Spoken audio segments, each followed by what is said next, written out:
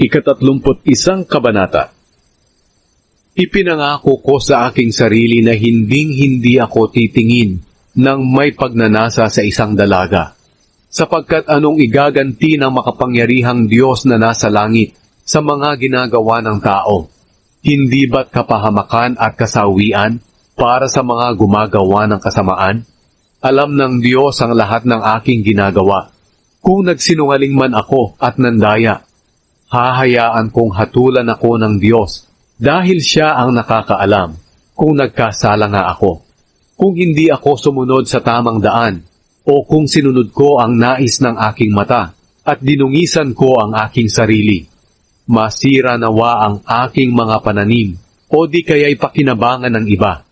Kung naakit ako ng ibang babae o napaibig sa asawa ng aking kapwa, kunin nawa at sipingan ng ibang lalaki ang asawa ko, sapagkat ang pangangalo niya ay kasalanang nakakahiya at dapat na parusahan ng taong ganyan ang ginagawa.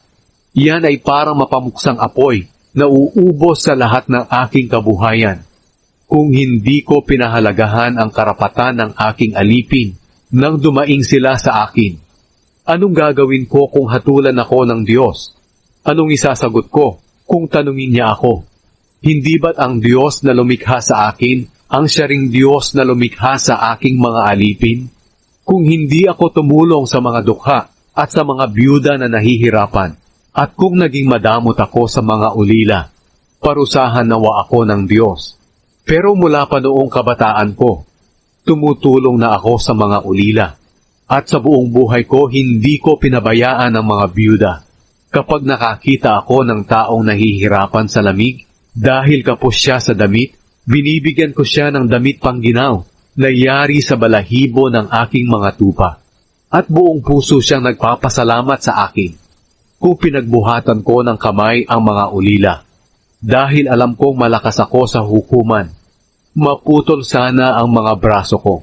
Hindi ko magagawa ang mga bagay na iyan dahil natatakot ako sa parusa at kapangyarihan ng Diyos. Hindi ako nagtiwala sa aking kayamanan o nag-isip man na magbibigay ito sa akin ng katiyakan. Hindi ko ipinagyabang ang kayamanan ko at lahat ng aking ari-arian. Hindi ako sumamba sa araw na nagbibigay ng liwanag o sa buwan na kumikinang. Ang puso ko'y hindi nahikayat na sumamba sa mga ito. Kung nagkasala ako sa paggawa ng mga ito, dapat akong parusahan. Dahil nagtaksil ako sa Diyos na nasa langit. Hindi ko ikinatuwa ang kapahamakan ng aking kaaway o ang pagsapit sa kanila ng kahirapan. Hindi ako nagkasala sa pamamagitan ng pagsumpa sa kanila. Alam ng aking mga kasambahay na pinapakain ko ang lahat kahit na ang mga dayuhan.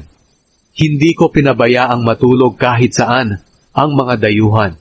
Dahil palaging bukas ang pintuan ng aking tahanan para sa kanila.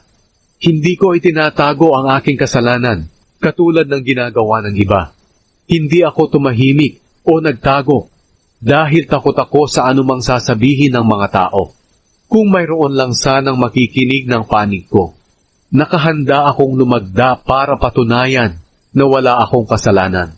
Kung may reklamo ang Diyos na makapangyarihan laban sa akin, ipapakiusap ko sa Kanyang sabihin niya ito sa akin o kaya'y isulat na lang at ikakabit ko ito sa aking balikat o sa ulo ko na parang korona para ipakita sa lahat na nakahanda akong humarap sa mga usapin.